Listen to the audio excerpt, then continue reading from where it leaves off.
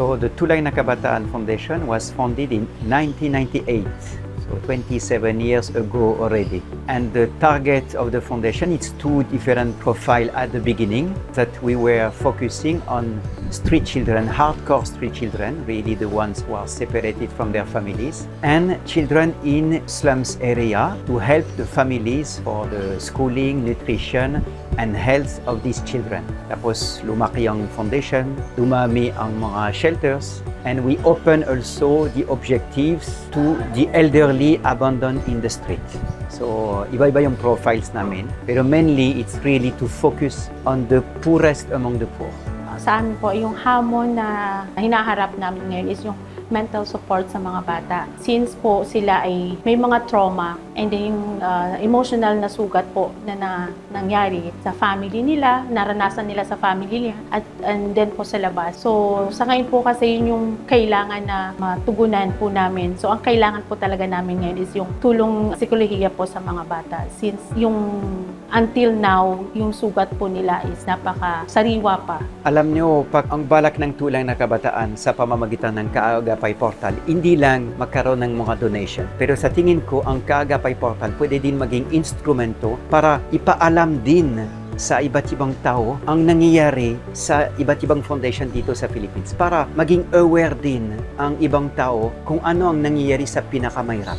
Ang main po talaga namin is makakilala ng mga bata na pwede naming madala dito sa center namin. So sa kalsada po, bilang street educator, nag-encourage po kami sa mga bata na imbis na mag-stay sila sa kalsada, gumamit ng iba't ibang mga bisyo o gumawa ng iba't ibang mga bisyo o mga masasamang bagay, ay dito na lang po sila para mapagpatuloy po nila yung pag-aaral nila. At the same time po, may mga ginagawa rin po kaming street education sa mga bata, mga simpleng modules and lessons na tinuturo po sa kanila. Na nagli-lead din po para ma-encourage po sila na pumunta rito po sa foundation po namin.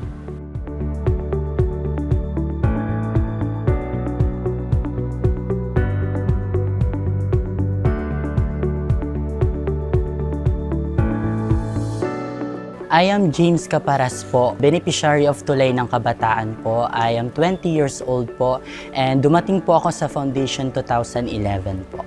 Because of my family background po. Kasi po yung pamilya ko po dati is they are involved po when it comes drugs po. So, sa murang edad na po yun, natuto ko na pong itakas yung mga kapatid ko po. So, nanirahan po kami sa may kalsada, almost 2 years po. And then nakilala po namin yung street educator namin, which is yung nagtatrabaho po dito. So, kinausap niya po kami kung gusto po ba naming sumama dahil bibigyan kami ng pagkakataon na makapag-aral, may bahay kami, makakakain kami ng 3 beses sa isang araw. So, sa murang edad na yon, hindi na po ako nag-isip, umuo na lang po agad ako. Sabi ko po, sige po. Kasi po siguro, dahil na din yun sa naging background ng pamilya ko, kaya napao ako. And then after 1 week po, finish na po kami at dinala na po kami dito sa Tulay. And also po, one of the benefits din po na binigay ng Tulay sa akin po siguro yung pagsiserve kay Lord. Kasi po, binigyan kami ng pagkakataon na makapagsalita, makapagbahagi ng salita ng Diyos. And also po, every Friday po, we have adoration po. And before po mag-start ng adoration namin, nag-start po kami sa praise and worship po. Siguro po yung connection ko and also relationship ko po kay Lord, mas lalo po siyang lumalim. Like, naniwala po ako na everything happens for a reason po. And pinangahawakan ko po na may plano ang Diyos para sa akin.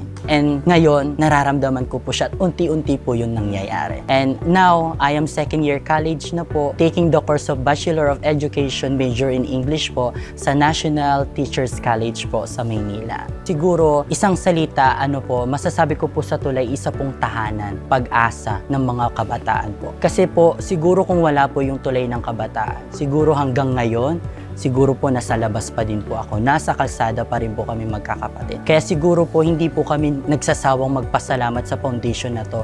Ang laki po talaga ng tinulong nila sa amin. Nabago nila yung buhay namin, binago nila yung pagkatao namin. At higit sa lahat, pinalapit nila kami sa Panginoon. At yun nang hindi nawala sa foundation na ito. Ang Tulay ng Kabataan Foundation po, sa pamumuno ng mga French volunteer at saka ng ilang mga Filipino staff din. So sila po yung tumulong para ma-provide at saka makapagtapos po ako ng elementary, high school hanggang sa college na din po. Ang masasabi ko lang po, unang-una, maraming salamat at binigyan ako ng pagkakataon na matupad ko yung aking pangarap na makapagtapos ng pag-aaral. At the same time, magkaroon din ng pagtitiwala sa Diyos. Kasi dito, nahubog din naman ako dito kung paano magtiwala sa Diyos eh. At the same time, kung paano mo abutin yung mga pangarap mo sa pamamagitan ng pagtsatsaga, pagsasakripisyo. Sakripisyo kasi yung malayo ka talaga sa pamilya mo, ibang tao yung nakakasama mo. So, iyan yung isa sa mga pinagpapasalamat ko. At the same time, yung yung tulong at yung discernment talaga ng nila, yung pagpupursige din nila para hikayatin talaga yung mga bata.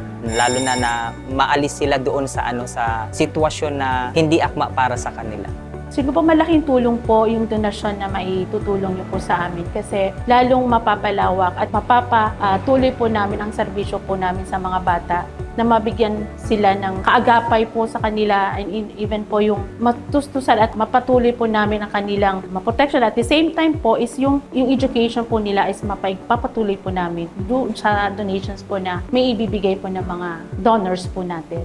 Sa mga benefactors, donators po ng Tulay ng Kabataan, ito na po ang patunay. Ito na po yung mga binibigay nyo sa amin. Kami na po ang nagiging simbolo ng mga pagtulong na ibinibigay nyo sa amin. So ang magiging mensahe ko lang po para sa inyo ay huwag po tayong huminto na tumulong sa mga kabataan hanggat merong mga kabataan na gustong mag-aral at makatira sa ganito at mabigyan ng mga oportunidad at benepisyo. Hayaan natin na tumulong tayo ng bukal sa ating puso. Dahil naniniwala po ako sa pagtulong nyo, marami pong blessing ang makakarating po sa inyo.